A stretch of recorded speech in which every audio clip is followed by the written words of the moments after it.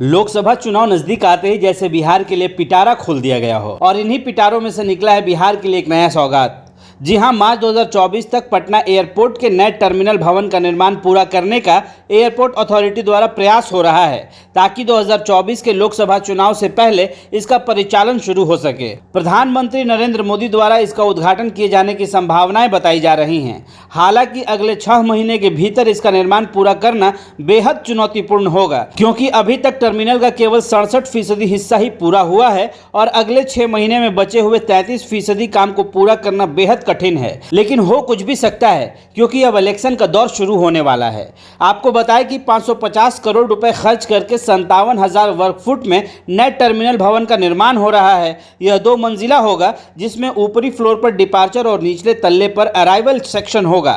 इस टर्मिनल भवन के सामने 10 पार्किंग बे का भी निर्माण किया जा रहा है, जहां एक साथ 10 विमान खड़े हो सकेंगे। साथ ही यात्रियों की बोर्डिंग के लिए 5 एयरो ब्रिज का भी निर्माण किया जा रहा है। साथ ही यात्रियों के सामान लाने और ले जाने के लिए यहां 3 कन्वेयर बेल्ट भी लगाए जाएंगे। मतलब ये तमाम चीज़ें करनी है, लेकिन वो भी सिर्फ 6 महीने के अंदर। क्या ये 6 महीने के अंदर जो काम पूरे होंगे, जो जल्दबाजी में काम पूरे होंगे, क्या उन कामों पर भरोसा किया जा सकता है? क्योंकि बिहार के लोगों ने बहुत बार बहुत कुछ टूटते भी देखा है, गिरते भी देखा है।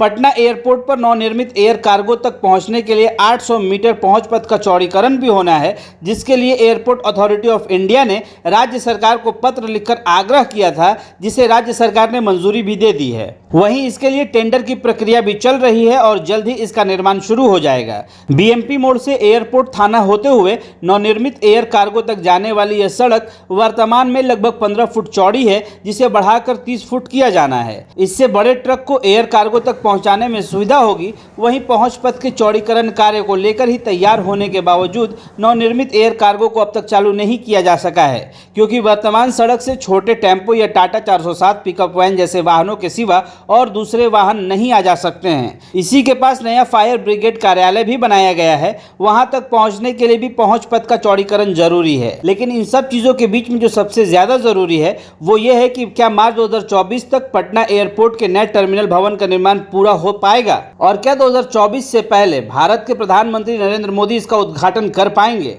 और क्या बिहार को सौगातों के पिटारों में से एक सौगात मिल पाएगा।